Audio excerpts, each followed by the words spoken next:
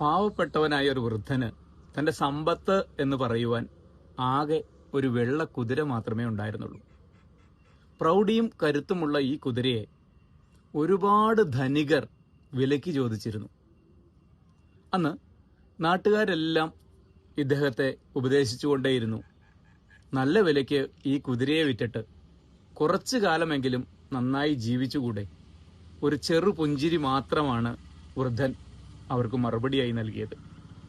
കുറച്ചു നാളുകൾക്ക് ശേഷം ഈ കുതിര വൃദ്ധനെ വിട്ട് കാട്ടിലേക്ക് ഓടിമറഞ്ഞു. അപ്പോൾ ഈ നാട്ടുകാരെല്ലാം ഇദ്ദേഹത്തെ കുറ്റപ്പെടുത്തി. ഇപ്പോൾ എന്തായി? ആ കുതിരയും നിങ്ങൾക്ക് നഷ്ടപ്പെട്ടില്ലേ? അപ്പോഴും വൃദ്ധൻ അതേ പുഞ്ചിരി. 3 ദിവസങ്ങൾക്ക് ശേഷം മറ്റു 4 കുതിരകളുമായി ഈ വെള്ളക്കുതിര വൃദ്ധന്റെ അടുത്തേക്ക് തിരിച്ചെത്തി. ഇത് കണ്ട നാട്ടുകാർ വല്ലാതെ അത്ഭുതപ്പെടുകയും വൃദ്ധനെ പ്രശംസിക്കുകയും ചെയ്തു. ഇപ്പോൾ നിങ്ങൾ 5 കുതിരയുടെ ഉടമസ്ഥനായി മാറിയിരിക്കുന്നു. അപ്പോഴും വൃദ്ധൻ അതേ പുഞ്ചിരി. ഈ വന്ന 4 കുതിരകളെ വൃദ്ധന്റെ മകൻ പരിശീലിപ്പിക്കാൻ തുടങ്ങുകയും ഒരു കുതിരയുടെ ചവിട്ടേറ്റ് ഈ യുവാവിന് സാരമായി പരിക്കേൽക്കുകയും ചെയ്തു. അപ്പോഴും ഇതേ നാട്ടുകാർ വൃദ്ധനെ വീണ്ടും പരിഹസിക്കാൻ തുടങ്ങി. 5 കുതിരയുടെ ഉടമസ്ഥാവകാശം നേടിയിട്ട് എന്തായി? ഇപ്പോൾ സ്വന്തം മകന് അതുമൂലം പരിക്കേറ്റില്ലേ?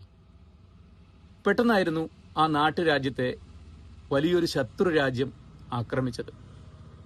രാജാവിന്റെ യുദ്ധസന്നാഹങ്ങൾക്കൊന്നും പിടിച്ചു നിൽക്കാൻ കഴിയാത്ത സാഹചര്യത്തിൽ നാട്ടിലുള്ള ആരോഗ്യമുള്ള എല്ലാ യുവാക്കളെയും രാജാവ് യുദ്ധരംഗത്തേക്ക് ഇറക്കി. എന്നാൽ പരിക്കേറ്റ് കിടന്നിരുന്ന ഈ വൃദ്ധന്റെ മകനെ ഈ യുദ്ധരംഗത്തേക്ക് ഇറക്കുവാൻ രാജാവിന് സാധിച്ചില്ല. ആ രാജ്യം പരാജയപ്പെട്ടു.